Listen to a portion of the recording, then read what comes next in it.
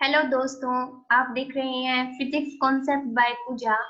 आज हम क्लास +2 का चैप्टर 1 डिस्कस कर रहे थे, जो कि था इलेक्ट्रिक चार्जेस एंड फील्ड। आज हम डिस्कस करेंगे example 1.7 according to NCERT book. इस क्वेश्चन में स्टेटमेंट क्या दी हुई है हमें? यहाँ पर हमें कहा गया है कि आपके पास तीन चार्जेस हैं, Q Q and minus Q. दो तो सिमिलर साइन की हमें दिए हुए हैं और एक जो है वो नेगेटिव दिया हुआ है, दो जो है वो पॉजिटिव चार्जेस दिए हुए हैं। इन चार्जेस को रखा हुआ है वर्टिसेस ऑफ इक्विलेटरल ट्रायंगल के वर्टिसेस पर रखा हुआ है और हमसे पूछा है कि ईच चार्ज पर फोर्स कितना लगेगा। ठीक है, तो इसके लिए हमें क्या करेंगे, सबसे पहले हम एक फिगर ड्रॉ कर लेते हैं। जैसा कि क्वेश्चन में गिवन है, ये हमने एक इक्विलेटरल ट्रायंगल बना लिया है। ठीक है, इक्विलेटरल ट्रायंगल का हर एक एंगल जो है वो 60 डिग्री का होता है। तो हम यहाँ पर इसकी नेमिंग कर देते हैं कि जो हमारा फर्स्ट पॉजिटिव चार्ज है क्यू, वो हमने इस ए पॉइंट पर रखा हुआ है। ये जो पॉइंट है ये हम मान लेते हैं ये ए है, और इस पॉइंट इस वर्टिसेस को हम मान लेते हैं बी, और इस वर्टिसेस को हम मान लेते हैं सी। और हम कंसीडर कर लेते हैं कि जो सेकंड पॉजिटिव चार्ज है वो यहाँ पर रखा हुआ है क्यू, और जो आपका माइनस क्यू चार्ज है वो हम मान लेते हैं कि सी वर्टिसेस पर रखा हुआ है। ठीक है, और जो आपका प्लस एक और क्यू है वो कितने ए पे रखा हुआ है, ऐसा हमने कंसीडर कर लिया है। तो सबसे पहले हम देखते हैं अपनी कहानी किस पर, फोर्स क्या ऊपर देखते हैं जो कि ए पर रखा हुआ है। ठीक है, तो इसके लिए यहाँ पर देखो कैसे करेंगे हम, कि देखो सबसे पहले हमें देखना है कि फोर्स चार्ज जो क्यू है इस पर ए पर रखे हुए चार्ज क्यू पर सी पर सी पर रखा हुआ ये वाला चार्ज भी फोर्स लगाएगा, और बी पर रखा हुआ ये वाला चार्ज भी फोर्स लगाएगा। अब हमें देखना है कि चार्जेस का फोर्सेस का नेचर क्या होगा। ठीक है, फोर्स जो लगेगा वो रिपल्शन का लगेगा या अट्रैक्शन का लगेगा।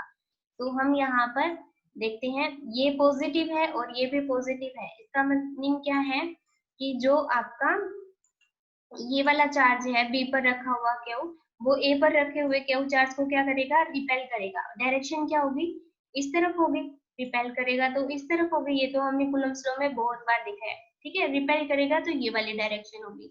अब देखो ये यहाँ पर रखा हुआ चार्ज क्या है, प्लस क्यू है ना, तो यहाँ पर रखा हुआ प्लस क्यू है और ये माइनस क्यू है।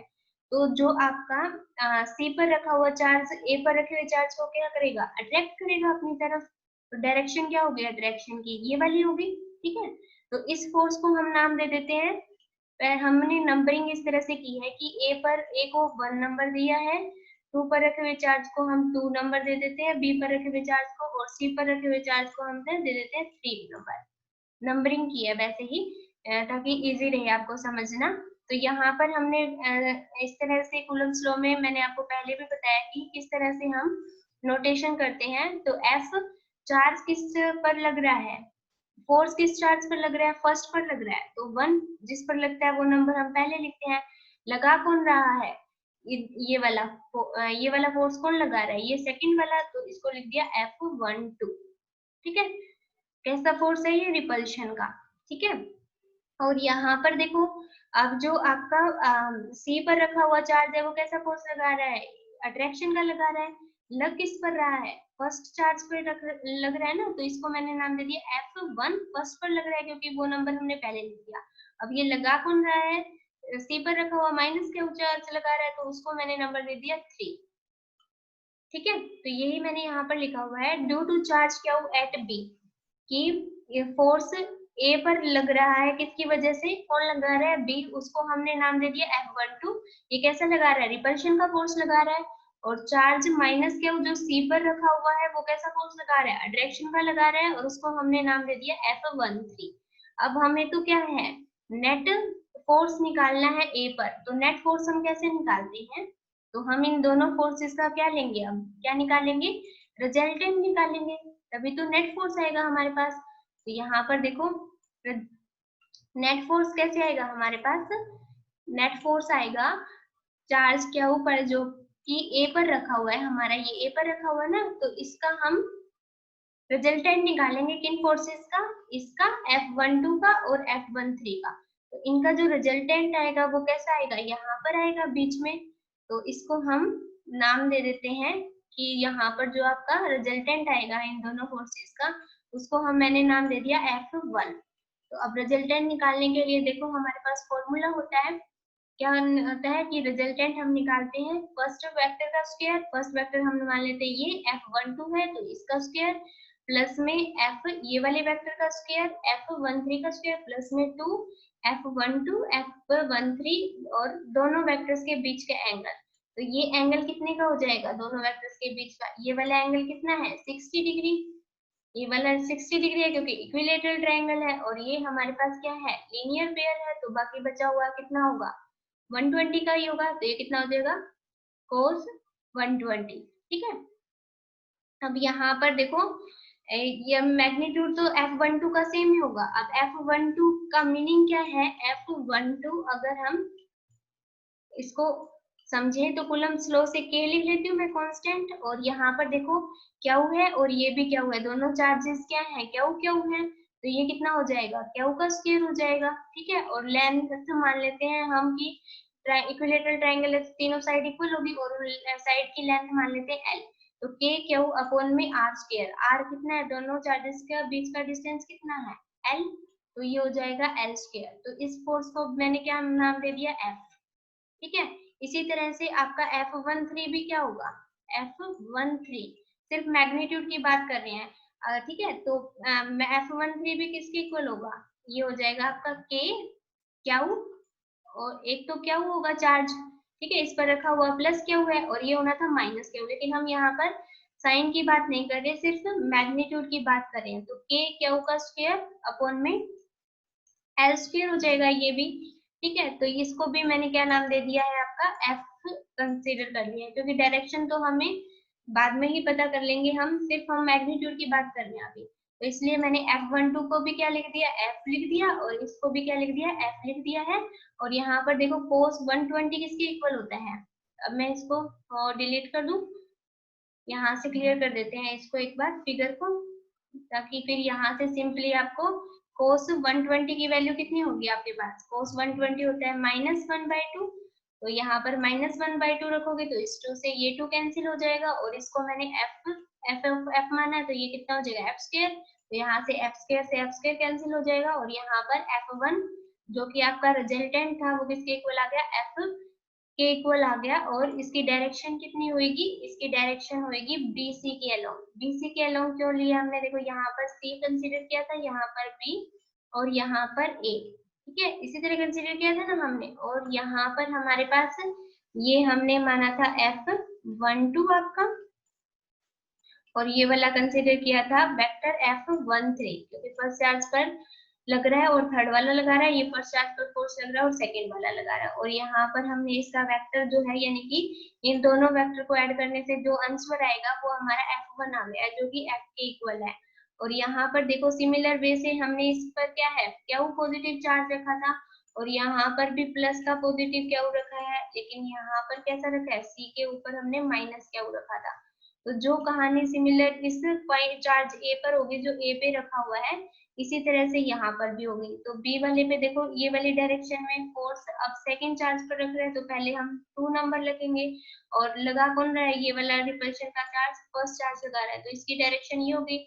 इसी तरह से यहाँ पर सेकंड चार्ज पर अब फोर्स लग रहा है और लगा कौन रहा है, ये 3 वाला लगा रहा है अट्रैक्शन का, तो F23 रखेंगे, और इसी तरह से यहाँ पर इसका रिजल्टेंट होगा। ये सब मैं अभी क्यों बता रही हूँ, क्योंकि हमें डायरेक्शन इसकी जो डायरेक्शन है देखो ये यहाँ पर हम अच्छी तरह से बना लेते हैं इसको, जो रिजल्टेंट आएगा वो आपका कुछ इस तरह का आया है। ठीक है, ये रिजल्टेंट आपका इस तरह का आया है, यहाँ पर ये क्या आपका F1 है। तो इन्होंने एक यूनिट वेक्टर तो दिखाना था जो डायरेक्शन को शो करता है, क्योंकि वेक्टर में क्या होता है मैग्नीट्यूड होती है और डायरेक्शन। मैग्नीट्यूड तो हमने बता दिया कि F के इक्वल आया है, जो आपका ये रिजल्टेंट है इसका मैग्नीट्यूड तो F1 आया है।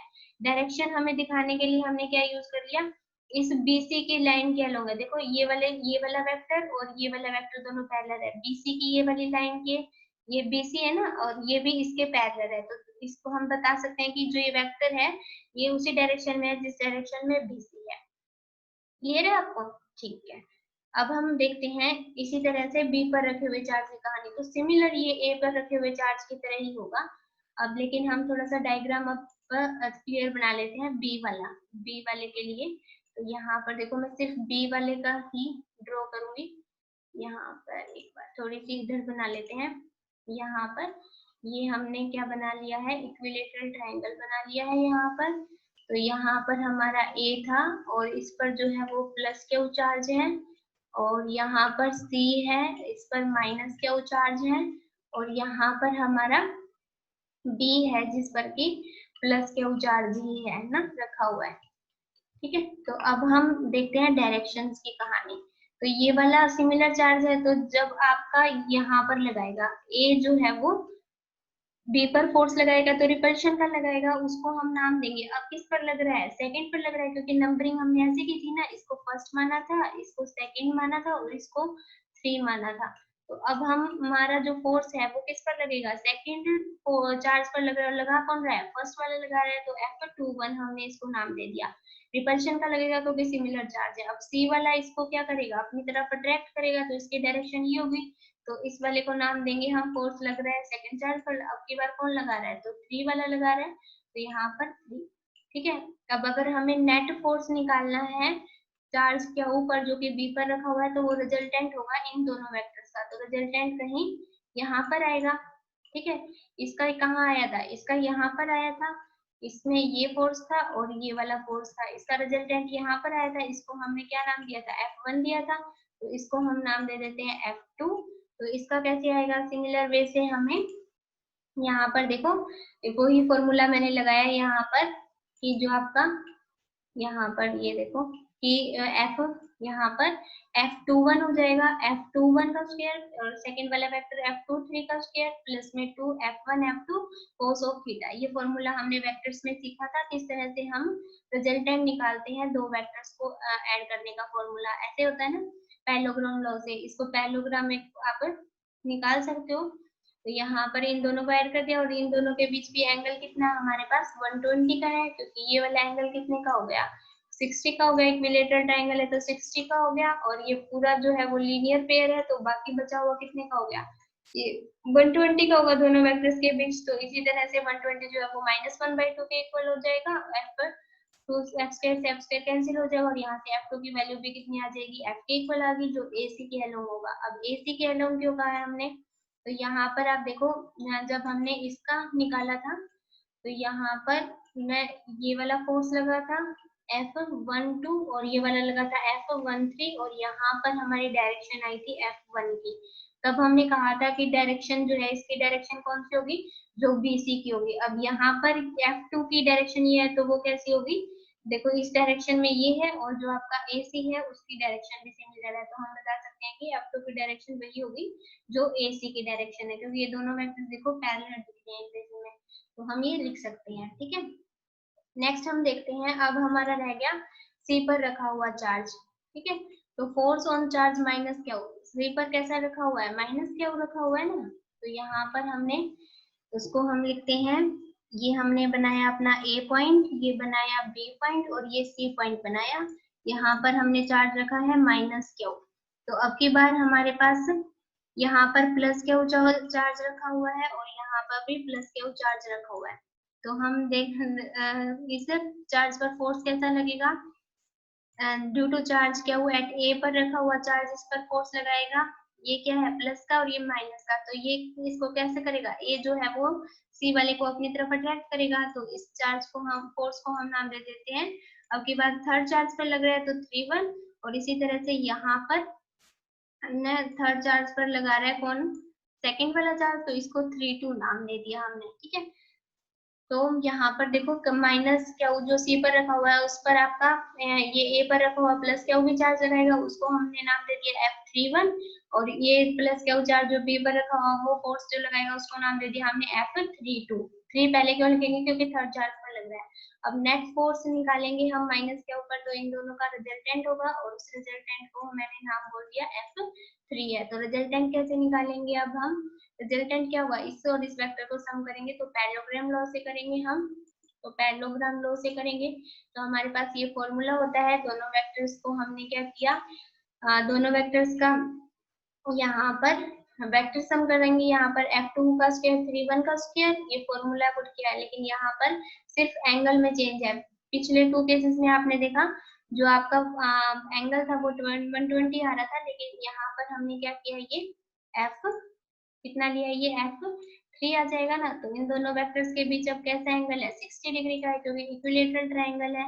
ये 1 लगा रहा था और ये लगा रहा था आपका 2, ठीक है, यानी बी पर रखा हुआ 2 बोल रहे थे ना हम, और ये सिर्फ नोटेशन का ही खेल है।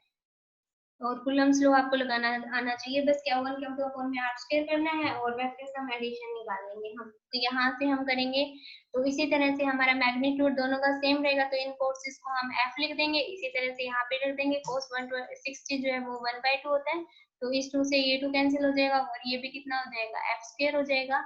तो यहाँ पर F3 की वैल्यू कितनी आ जाएगी हमारे पास, F3 आ गया आपके पास रूट के अंदर 3f स्क्वायर आ जाएगा, लेकिन √3 तो ऐसे रहेगा और स्क्वायर एफ स्क्वायर का स्क्वायर से रूट कैंसिल हो जाएगा, तो आपके पास F3 की वैल्यू कितनी आ जाएगी, f√3। क्लियर है आपको, ये इस तरह से हम जो है वेक्टर सम निकाल सकते हैं। और एक और यहाँ पर कोई आपके बुक में एक और इम्पोर्टेंट बात आपको बताई हुई है, जिस तरह से अभी आपने देखो ये निकाला है, यहाँ पर आपने कौन सा फोर्स निकाला है, F2 रिजल्टेंट की बात कर रहे हैं, और F1 रिजल्टेंट कहाँ आ रहा है आपका, F1 इस तरह से आ रहा था AC के अलोंग, और इसकी डायरेक्शन और देख लो, तो इसकी डायरेक्शन यहाँ पर है, तो आप जो एंगल है BCA उसको बाइसेक्ट करते हुए इसकी भी एंगल जो है वो डायरेक्शन शो कर सकते हो, ठीक है।